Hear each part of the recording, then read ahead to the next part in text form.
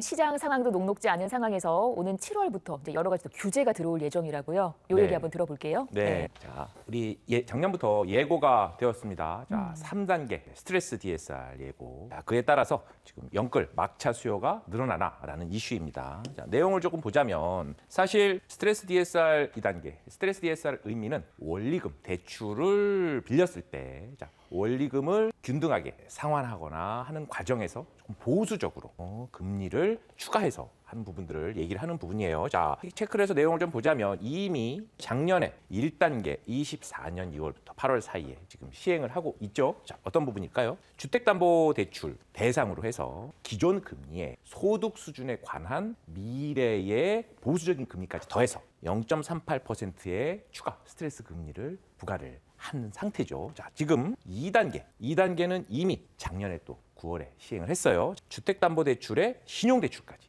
추가해서 내용은 이금융권까지도 또 추가했습니다. 기존의 수도권 부분에 있어서의 기준 금리에, 그러니까 기존 대출 금리에 1.2%를 추가를 한 거죠. 자, 이제 아직은 예정이에요. 변수가 있기는 합니다. 변수가 있기는 한데 25년 7월, 즉 다음 달이죠. 자, 예정이 되는 상황에서 주택담보대출의 신용대출 그리고 기존의 담보대출을 받았던 것까지 대상이 된단 말이에요. 자, 기준 대출 담보 금리에서 1.2에서 1.5까지 늘어난단 말이에요. 자, 그러면 예시를 들자면 대략 연봉 1억 정도 되는 경우라고 가정을 하면 그전에는 대략 6억 6천까지 담보대출을 빌릴 수 있다라고 가정을 하게 되면 최대 1억 정도, 즉 5억 5천 정도까지 빌릴 수 있는 금액이 다소 줄어드는 그런 상황이 된단 말이에요. 자, 이런 부분들을 체크를 해보자면 사실 현실적으로는 7월 전에 실수요가 있는 분들은 조금 빌릴 필요가 있다라는 부분들을 체크해 볼 수는 있지만 무리한 대출은